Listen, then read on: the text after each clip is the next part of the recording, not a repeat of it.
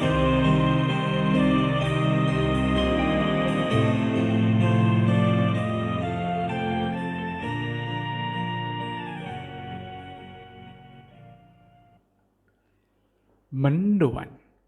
menyatu dalam doa dan renungan.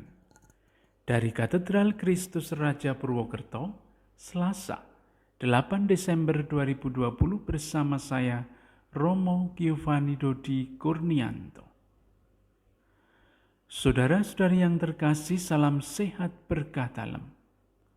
Bersama gereja, hari ini kita memperingati Hari Raya Santa Perawan Maria dikandung tanpa noda dosa.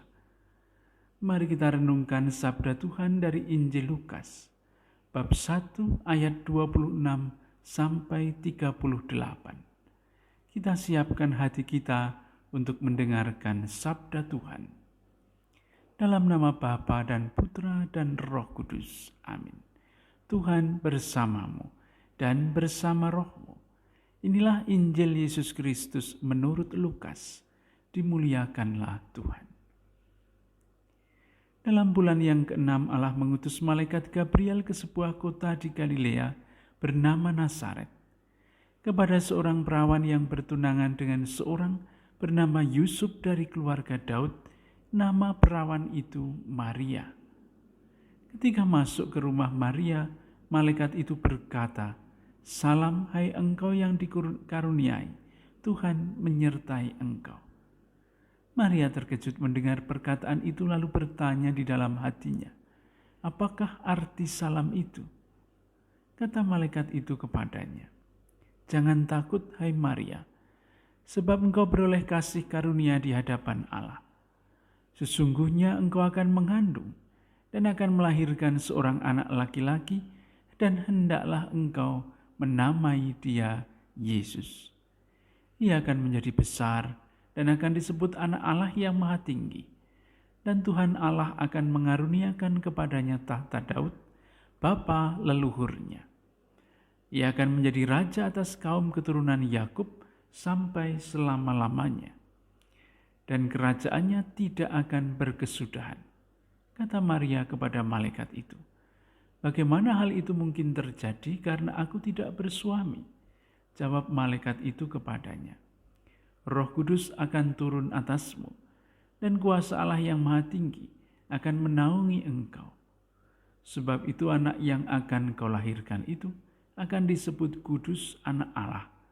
Dan sesungguhnya Elisabet sanakmu itu pun, ia pun sedang mengandung seorang anak laki-laki pada hari tuanya. Dan inilah bulan yang ke-6 bagi dia yang disebut mandul itu. Sebab bagi Allah tidak ada yang mustahil." Maka kata Maria, "Sesungguhnya aku ini hamba Tuhan, terjadilah padaku menurut perkataanmu itu." Lalu malaikat itu meninggalkan dia. Demikianlah Injil Tuhan. Terpujilah Kristus.